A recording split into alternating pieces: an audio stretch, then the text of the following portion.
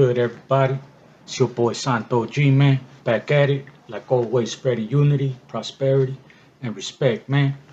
Above all, today, man, as you can see, I got this nice comfy chair right here. I just wanted to sit down, man, and chop it up with you guys and pretty much just tell my story. You know what I'm saying? Um, I was born and raised in Inglewood, California. Well, I was born in Torrance at the Harvard UCLA, but right after the hospital, man, they brought me back to Inglewood, you know what I'm saying? And pretty much just lived there all my life, you know what I'm saying? Um, I just wanted to touch bases, I never knew my father, you know what I'm saying? It was just my mother, you know what I'm saying?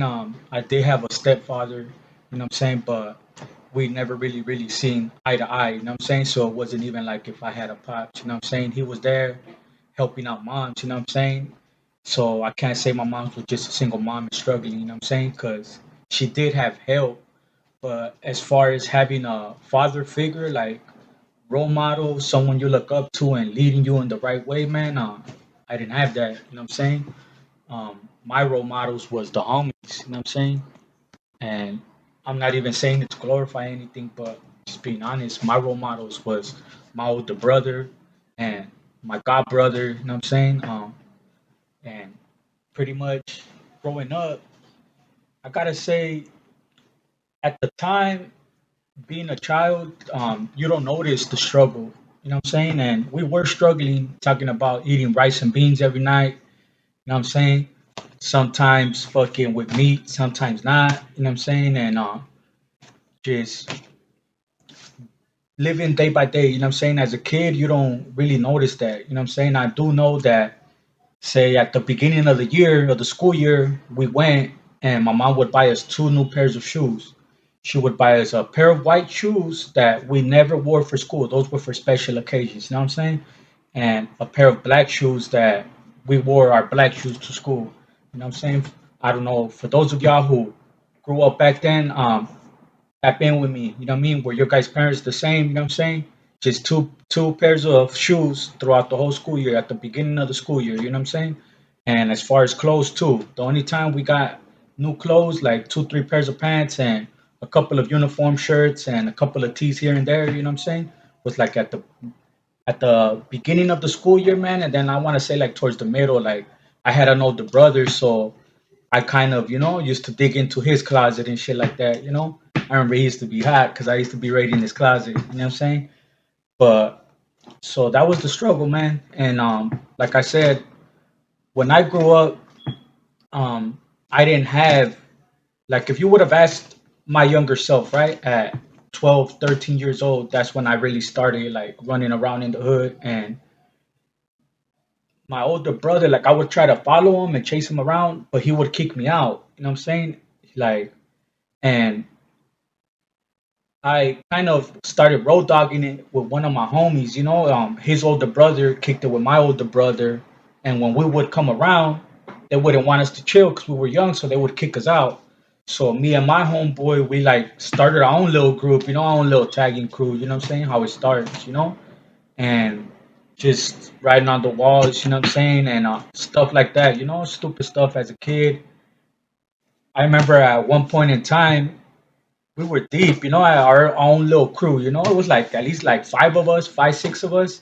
At the time, we thought we were deep, it was like five, six of us. We would meet up at the park after school and stuff like that.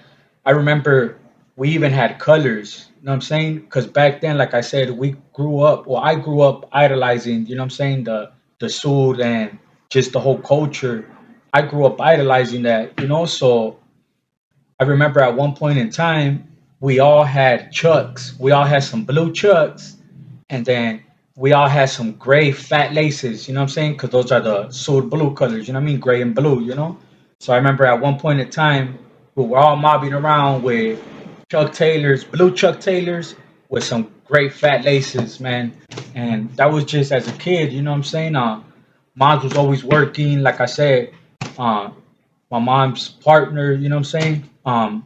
He was always just either focused on his job or, you know what I mean, either doing his thing, you know what I'm saying? He liked to drink a lot, so He used to just, be chilling, drinking, and you know what I'm saying. And he speak mainly Spanish. He don't really speak English, so he'll just be listening to Spanish music and his own, his bachata. My boy is Saudi, so you know what I mean. His bachata, just drinking, chilling.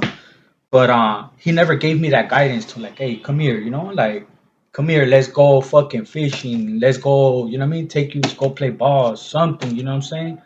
Um, Never really had that guidance like that, so I kind of, fell into the life, and it went from us just chilling to, you know what I mean, a whole nother thing, and then now it's like a little bit older. My brother, he ended up getting shot, man. He ended up getting shot, and then he had a baby. You know what I'm saying? And I think having a baby is what made him like reflect a little, because it seemed like once he had his baby boy, he kind of backed out of the life. And since he was out of the picture, he wasn't there to tell me, hey, go home. Hey, get the fuck out of here.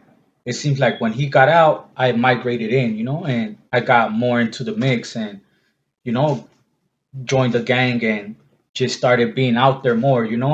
Back then, I remember before we used to be black gloves, you know what I'm saying? Raider jersey, fucking straight bandana, you know what I mean? All kinds of shit. Like we used to be G'd up back then. Now it's like you don't even know who's who. You know what I'm saying? Back then you could tell who were the cholos and who wasn't. You know what I'm saying? It seems like now it's like it's hard to tell who's who, man. Skinny jeans, like people don't necessarily look banged out, G'd up no more. That sureño G'd up look, like you probably only catch them fools from high power, you know what I'm saying? Fucking Mr. Capone and them fools dressing like that as far as all G'd up. Nowadays, I think society has changed, and it's not even cool to be gangbanging. And that's a blessing, because to be honest, how many lives that took, you know what I'm saying? How many years of my life it took. So that's why I'm just right here talking to you guys, man, and telling a little bit of my story. But this is part one, man, growing up.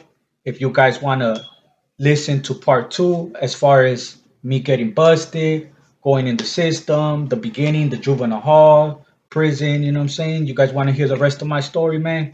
Destroy that like button, man. Comment down below. Let me know you guys are rocking with me, man. You know what I'm saying? Your boy Santo G. I hope you guys enjoyed that story right there. Prosperity and respect, man. Above all, let's get it.